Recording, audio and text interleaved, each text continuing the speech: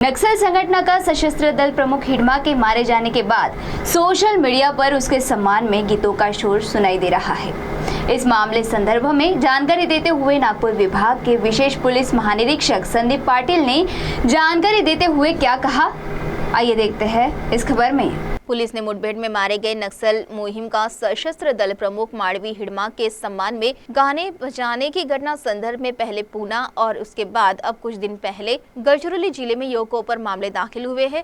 हिडमा के सम्मान में समाज माध्यम पर हजारों गीत सहजता से उपलब्ध है।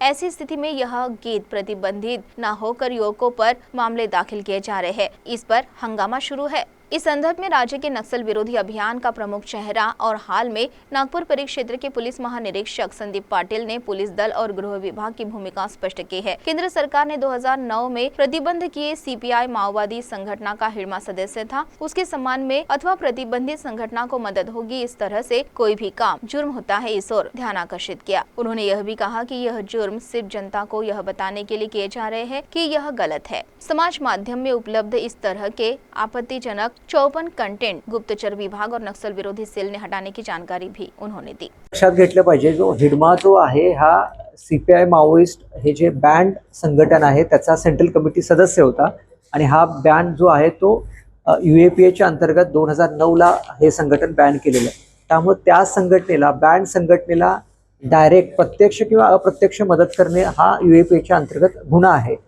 त्यामुळे मला वाटतं की जे हे हिडमाच्या अनुषंगाने जे गाणं वाजवलं जातं वेगवेगळ्या ठिकाणी, मला वाटतं थोडं लोकांचं अपुरं ज्ञान हेही त्याला कारणीभूत आहे।